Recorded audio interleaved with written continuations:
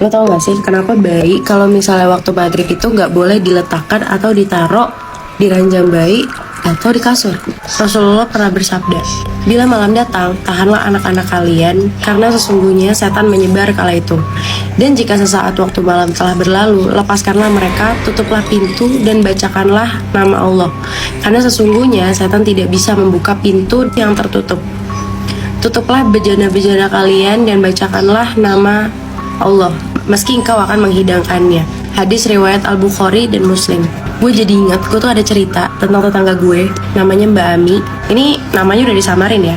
Jadi Mbak Ami ini baru-baru ini tuh pindah ke Jakarta. Tapi ini kejadian waktu dia di kampung. Ini kejadian tahun 2005. Saat itu Mbak Ami punya anak umur 2 bulan. Dia ini belum punya pengalaman soal anak karena itu anak pertamanya dia. Jadi dia tuh juga nggak tahu pantangan-pantangan apa aja yang harus dihindarin. Long story short, Mbak Ami ini tuh nidurin anaknya itu jam 5:30. Bayinya ini tuh ditidurin karena alasan dia itu pengen mandi, terus pengen sholat. Dan anaknya ini tuh ditaruh di ayunan, lo tau ayunan kain gitu, dan talinya itu disangkutin di langit-langit rumah. Kurang lebih ayunannya kayak gini. Terus setelah anaknya tidur, terus ditaruh di ayunan itu, Mbak Ami langsung mandi. Setelah dia mandi, dia ngecek anaknya masih nggak apa-apa, masih tidur. Dan pas jam 6, dia ini udah mulai sholat maghrib.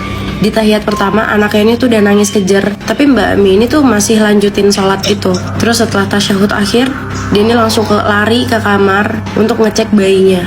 Dan lo tau, itu ayunannya nggak ada angin, nggak ada hujan. Kipas pun gue yakin kayaknya nggak akan ngedorong sejauh itu. Karena pas Mbak Ami lihat, ayunannya itu udah lumayan kenceng. Alhamdulillahnya bayinya itu tuh nggak mental atau kayak nggak kepentok sama tembok. Dia ini langsung angkat bayinya terus digendong. Entah siapa itu yang ngayunin itu, soalnya di rumah itu juga cuma dia sama anaknya dia. Terus keesokan harinya nggak tahu kenapa Mbak Ami ini tuh selalu ngelakuin kegiatan itu di sore hari.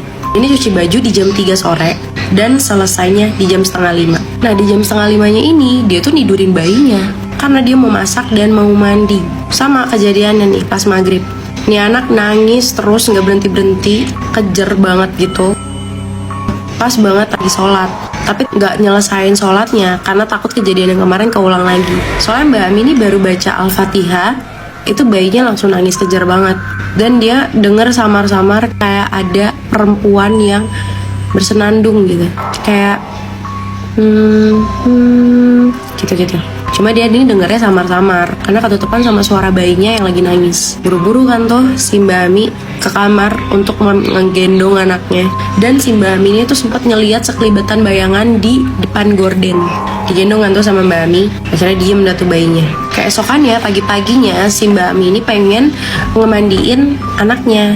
Cuma yang dia heran adalah badan bayinya ini tuh ada bercak telapak tangan gitu, ada bekas telapak tangan warna merah, kayak abis ditabuk gitu, ngerti kan? Akhirnya dia marah-marah sama suaminya karena dia pikir itu adalah perbuatan suaminya. Tapi suaminya ini tuh nggak ngaku, dan cekcoklah mereka berdua sampai Mbak Aminya ini tuh pulang ke rumah orang tuanya. Kalau gue untuk tahu video selanjutnya, oke.